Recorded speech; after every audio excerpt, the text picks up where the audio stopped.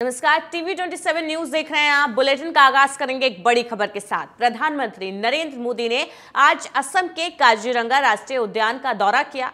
इस दौरान पीएम ने काजीरंगा नेशनल पार्क में हाथी की सवारी भी की। तस्वीरें भी सामने आई है। पीएम मोदी ने काजीरंगा नेशनल पार्क पर ट्वीट करते हुए कहा है कि ये जो एक्सपीरियंस था ये काफी अद्भुत और शानदार रहा। प्रधानमंत्री ने खुद नेशनल पार्क की तस्वीरें ट्वीट की हैं। तस्वीरों में आप देख सकते हैं प्रधानमंत्री नरेंद्र मोदी हाथी की सवारी करते हुए नजर आ रहे हैं। साथ ही साथ उन्होंने ट्वीट कर बताया इस नेशनल पार्क का जो उनका एक्सपीरियंस रहा, ये एक ऐसी जगह है जहां हर यात्रा आत्मा को समृद्ध करती है, आपको असम के दिल से गहराई से जोड़ती है, आपको असम के दिल से ये यात्रा जोड़ती है। इसलिए असम का ये दौरा बेहद खास रहा। प्रधानमंत्री नरेंद्र मोदी आज असम के दौरे पर थे, जहां पर काजीरंगा राष्ट्रीय उद्यान का दौरा किया और वहां पर वो हाथी की सवारी करते हुए नजर आए। तस्वीरें भी आप देख सकते हैं, टीवी स्क्रीन पर हैं, जहां पर प्रधानमंत्री हाथी की सवारी करते हुए हाथ में उनके कैमरा है, फोटोग्राफी कर रहे हैं और साथ ही साथ वो बिल्कुल हॉन्टेड की वेशभूषा में पार्क की सवारी करते हुए नजर आए।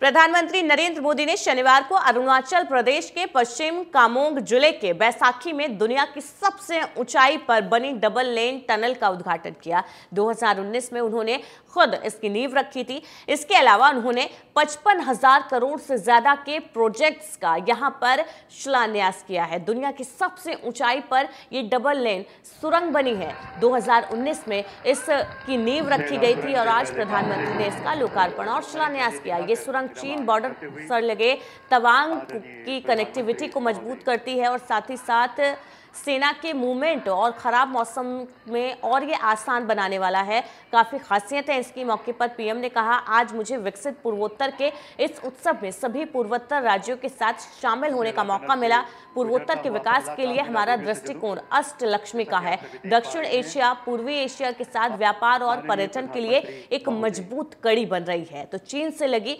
सेला टनल का उद्घाटन आज प्रधानमंत्री नरेंद्र मोदी ने किया। पूरे देश में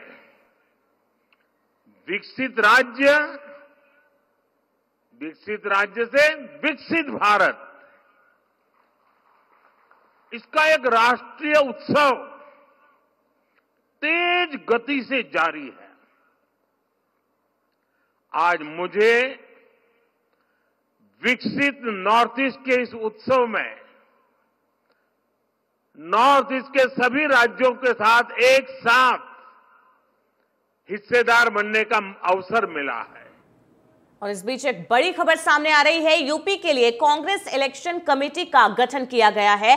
कांग्रेस पॉलिटिकल अफेयर्स कमेटी का भी गठन किया गया है। अजय रॉय समेत कई नाम इसमें शामिल है। कांग्रेस पॉलिटिकल अफेयर्स कमेटी का गठन किया है। 2024 के चुनाव को लेकर कांग्रेस अभी से एक्टिव हो चुकी है। यूपी के लिए कांग्रेस इलेक्शन कमेटी का गठन कर दिया गया है। 30 सदस्यीय प्रदेश इलेक्शन कमेटी का गठन किया गया है, जिसमें अजय राय, आराधना मिश्रा, सलमान खुर्शीद जैसे नेता शामिल हैं। 30 सदस्यीय प्रदेश इलेक्शन कमेटी गठित की गई है। कांग्रेस की तरफ से अजय राय, आराधना मिश्रा, सलमान खुर्शीद इसमें शामिल है और ये लोकसभा चुनाव 2024 की सभी देखरेख करेगी। चुनाव से पहले जितने भी कैंपेनिंग होंगे पार्टी की, इन सभी की देखरेख की जाएगी इलेक्शन कमेटी के द्वारा। कांग्रेस पॉलिटिकल अफेयर्स कमेटी का भी गठन कर दिया गया है। तो कांग्रेस ने आज एक बड़ा अहम काम ये किया गया है। 2024 के चुनावों से पहले 30 सदस्यीय प्रदेश इलेक्शन कमेटी का गठन किया गया।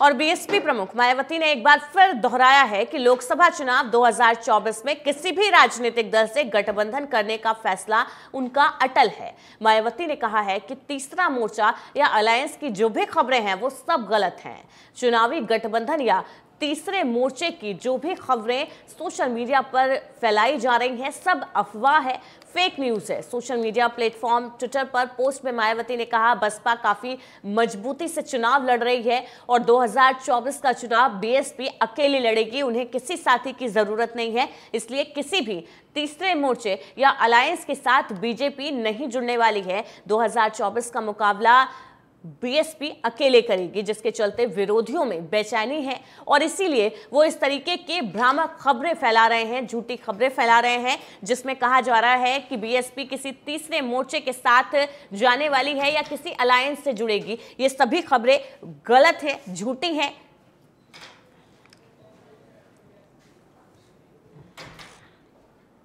मुख्यमंत्री योगी आदित्यनाथ आज जौनपुर के दौरे पर हैं। इस दौरान सीएम योगी महाराणा प्रताप की प्रतिमा का अनावरण करेंगे। साथ ही साथ और भी कई कार्यक्रम उनके प्रस्तावित हैं। यहां पर कई विकास परियोजनाओं का लोकार्पण भी सीएम योगी आदित्यनाथ करने वाले हैं। तो आज जौनपुर का दौरा करने वाले हैं। पूर्वांचल क्षेत्र का दौरा आज मुख्यमंत्री योगी आदित्यनाथ करेंगे, जहां पर बड़ा कार्यक्रम उनका प्रस्तावित है। महाराणा प्रताप की प्रतिमा का अनावरण यहां पर मुख्यमंत्री योगी आदित्यनाथ करने वाले हैं। तो बड़ी अपडेट आपको दे रहे हैं। यूपी के मुख्यमंत्री योगी आदित्यनाथ आज महाराणा प्रताप की प्रतिमा का अनावरण करेंगे। जौनपुर में जौनपुर दौरे पर रहेंगे, जहां पर कई कार्यक्रम उनके प्रस्तावित है। इसके साथ साथ एक विशाल जनसभा को भी जौनपुर में संबोधित करने वाले हैं। भारतीय जनता पार्टी ने 2024 के चुनाव का बिगुल फूंक दिया है। बीजेपी के कई कार्यक्रम इस दौरान हर राज्य में आप देख सकते हैं होते हुए। सीएम योगी आदित्यनाथ जौनपुर के दौरे पर आज रहेंगे, जहां पर एक विशाल जनसभा को संबोधित करेंगे और साथ ही साथ महाराणा प्रताप की प्रतिमा का अनावरण यहां पर मुख्यमंत्री योगी आदित्यनाथ करने वाले हैं। इसके साथ साथ कई विकास परियोजनाओं की सौगात भी जौनपुर वासियों को मुख्यमंत्री योगी आदित्यनाथ आज देने वाले हैं और इसीलिए जौनपुर के दौरे पर रहने वाले हैं। और बेहद खास उनका ये दौरा रहने वाला है, जहां पर एक बड़ा कार्यक्रम महाराणा प्रताप की प्रतिमा का अनावरण मुख्यमंत्री द्वारा होगा।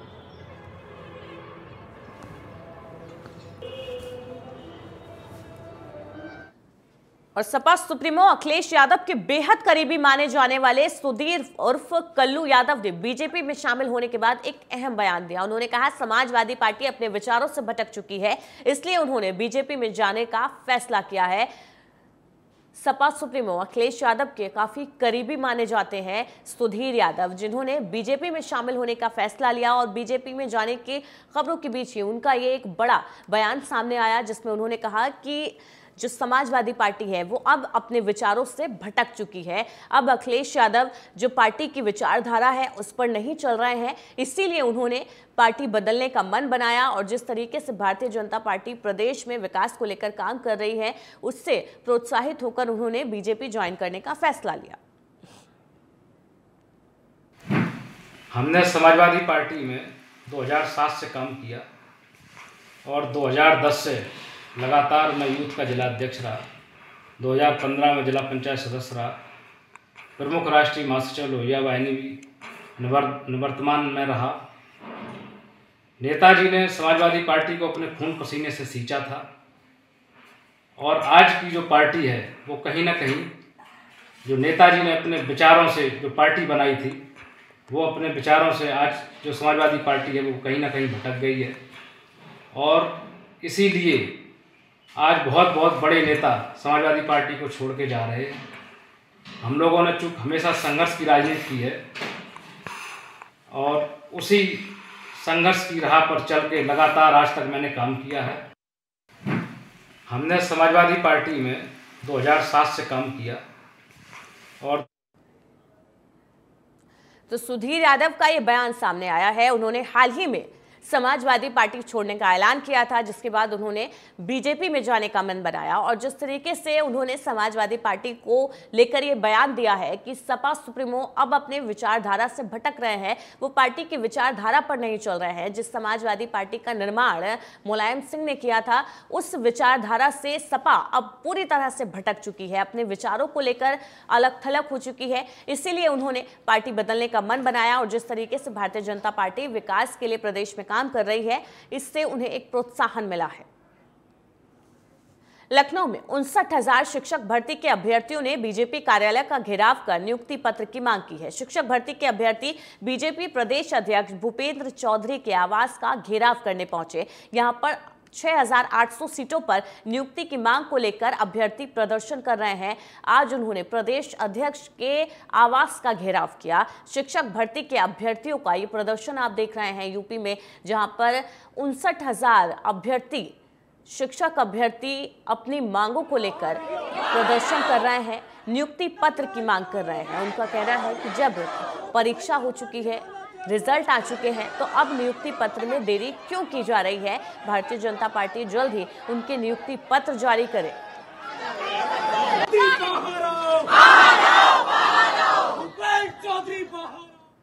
और इस बीच एक बड़ी खबर सामने आ रही है। सपा विधायक इरफान सोलंकी की मुश्किलें बढ़ गई हैं। सपा विधायक को रिमांड पर ईडी की टीम लेने वाली है जल्द। बेनामी संपत्तियों के कई सबूत मिले हैं उनके खिलाफ। 1 अरब के लेन देन का सबूत भी मिला है। संपत्तियों के बारे में सोलंकी से ईडी की टीम अब पूछताछ करने वाली है। तो सपा विधायक को रिमांड पर लेने वाली है ईडी की टीम। बड़ी मुश्किलें सपा विधायक की अब बढ़ने वाली हैं। बेनामी संपत्तियों के कई सबूत ईडी के हाथ लगे हैं, जिसके बाद उन्हें रिमांड पर लेकर ईडी की टीम इरफान सोलंकी से पूछताछ करेगी जल्द। अखिलेश यादव के करीबी माने जाते हैं इरफान सोलंकी। बेनामी संपत्तियों के कई सबूत ईडी के हाथ लगे हैं, जिसके बाद जल्द ईडी की टीम उन्हें गिरफ्त में लेकर, उन्हें रिमांड पर लेकर उनसे पूछताछ करेगी। हिमाचल में चल रही सियासी उठापटक के बीच कांग्रेस के 6 बागी विधायक और 3 निर्दलीय विधायक आज उत्तराखंड पहुंचे। सूत्रों के मुताबिक जानकारी सामने आ रही है उनके साथ बीजेपी का एक नेता भी साथ में है। तो कांग्रेस के 6 बागी विधायक उत्तराखंड पहुंच चुके हैं और सूत्रों के हवाले से ये भी जानकारी सामने आ रही है उनके साथ भाजपा का एक नेता भी जुड़ा हुआ है, उनके साथ हैं, टच में है और जल्द ही किसी बड़े सियासी उलटफेर की आशंका सुगबुगाहट यहां पर नजर आ रही है। तो उत्तराखंड पहुंचे हैं निर्दलीय विधायक। फिलहाल अब देखना होगा आगे क्या कुछ मोड़ यहां पर हिमाचल प्रदेश की राजनीति में आता है। जिस तरीके से बागी विधायकों ने उत्तराखंड का रुख किया है और सूत्रों के हवाले से ये भी जानकारी सामने आ रही है कि उनके साथ एक बीजेपी के नेता भी है। ऐसे में देखना होगा क्या बड़ा सियासी उलटफेर होता हुआ यहां पर नजर आता है। कांग्रेस के वरिष्ठ नेता और पूर्व केंद्रीय मंत्री सुरेश पचौरी ने आज बीजेपी ज्वाइन कर ली। प्रदेश कांग्रेस उपाध्यक्ष और धार से पूर्व सांसद गजेंद्र सिंह राजूखेड़ी, पिछली विधानसभा में इंदौर से कांग्रेस के इकलौते विधायक रहे संजय शुक्ला, पूर्व विधायक विशाल पटेल, अर्जुन पालिया, सतपाल पलिया और भोपाल जिला कांग्रेस अध्यक्ष कैलाश मिश्रा ने भी बीजेपी की सदस्यता ग्रहण की। राहुल गांधी की भारत जोड़ो न्याय यात्रा के दौरान मध्य प्रदेश से विदाई के तीसरे दिन कांग्रेस को यह बड़ा झटका माना जा रहा है। कांग्रेस नेताओं ने सीएम डॉक्टर मोहन यादव, प्रदेश भाजपा अध्यक्ष वीडी शर्मा और पूर्व सीएम शिवराज सिंह चौहान और कैबिनेट मंत्री कैलाश विजयवर्गीय की मौजूदगी में बीजेपी की सदस्यता ग्रहण की है। तो कांग्रेस को मध्य प्रदेश में यह बड़ा झटका लगा है। पूर्व सांसद सुरेश पचौरी ने बीजेपी का दामन थाम लिया है। मध्य प्रदेश में राहुल गांधी की भारत जोड़ो यात्रा के विदाई के तीसरे दिन ही कांग्रेस को यह बड़ा झटका।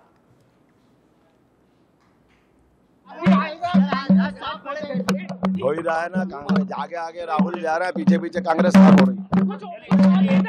हो ही रहा है ना, कांग्रेस आगे आगे राहुल जा रहा है, पीछे पीछे कांग्रेस काम हो रही है।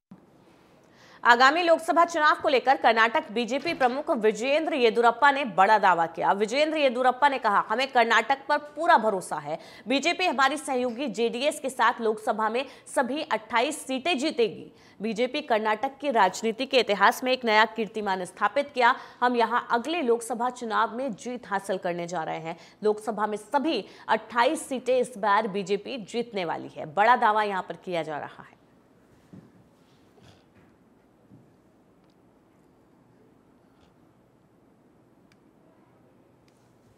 बेंगलुरु में रामेश्वर कैफे ब्लास्ट मामले को लेकर एनआईए ने ट्वीट किया। मामले से जुड़े संदिग्ध की पहचान करने में नागरिकों से सहयोग की अपील की है। एनआईए ने इसको लेकर एक ट्वीट किया है और लोगों से अपील की है कि जो भी उस ब्लास्ट के दौरान वहां पर मौजूद थे या जो भी आरोपी संदिग्ध लोगों को लगते हैं, उनकी पहचान कराने में एनआईए की मदद करें। एनआईए ने ट्वीट किया है और लोगों से सहयोग मांगा है, उनसे अपील की है कि संदिग्धों को पहचानने में और एनआईए की मदद करें।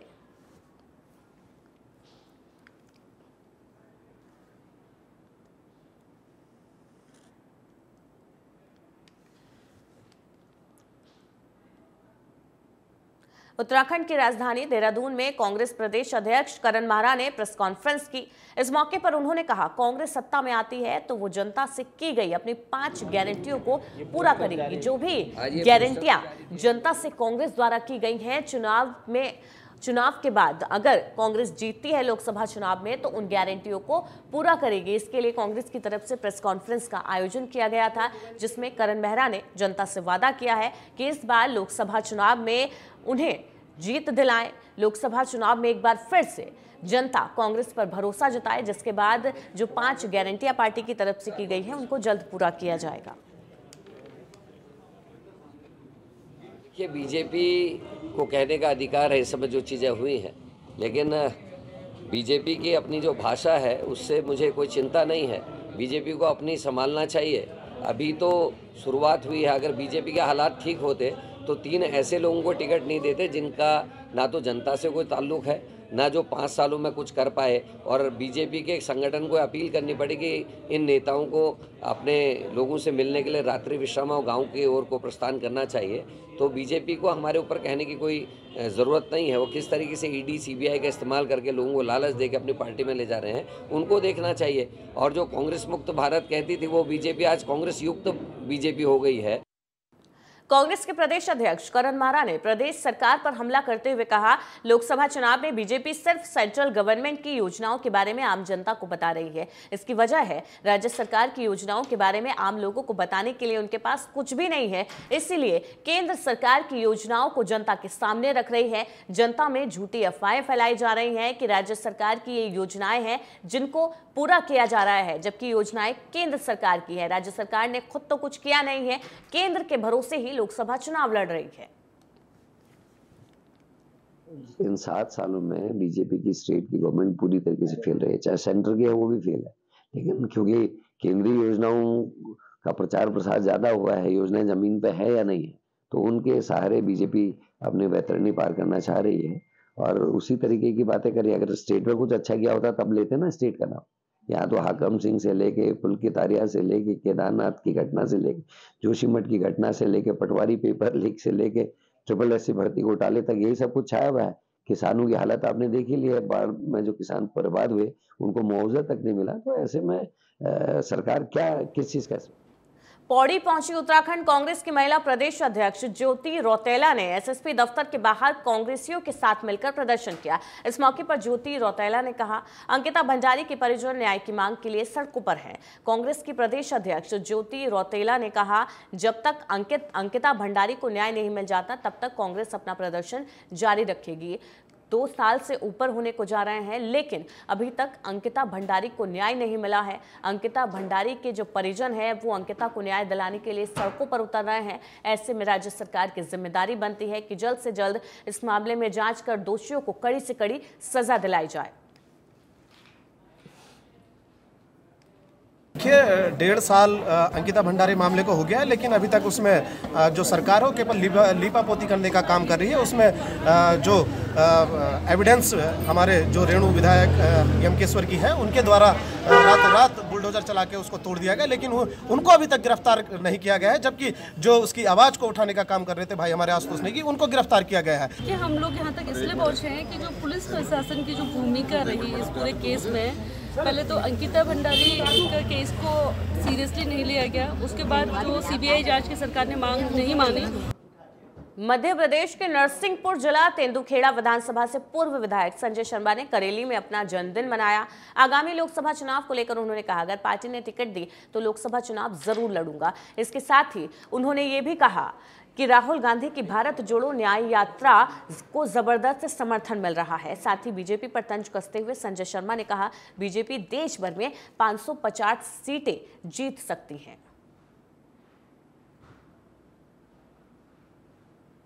सब लोकसभा चुनाव की तैयारियां हैं और अभी कांग्रेस की सूची भी आना बाकी है। क्या तैयारियां लगती है? कहीं आपको टिकट मिलने के भी कहीं ना कहीं प्रयास लगाए जा रहे हैं? पार्टी आदेश करेगी चुनाव लड़ेंगे, जहाँ बोलेगी वहां से लड़ेंगे।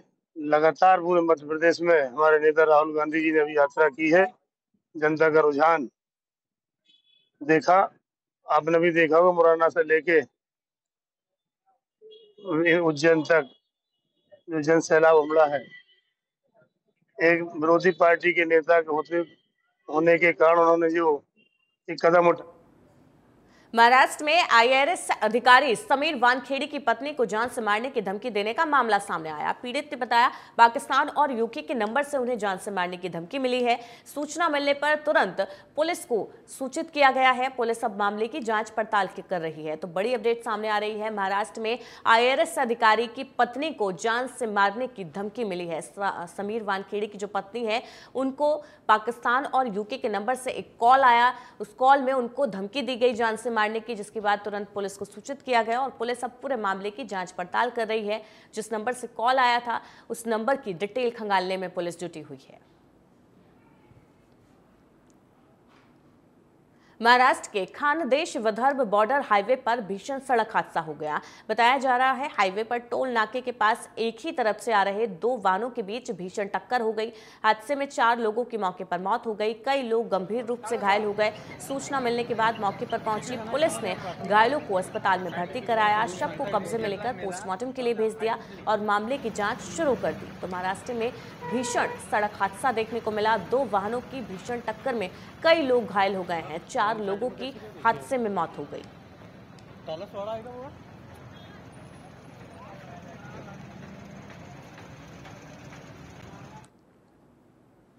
रायपुर में कांग्रेस मुख्यालय में प्रदेश कांग्रेस अध्यक्ष दीपक बैज, कांग्रेस अध्यक्ष फूलो देवी नेताम सहित कई नेताओं ने प्रेस कॉन्फ्रेंस की।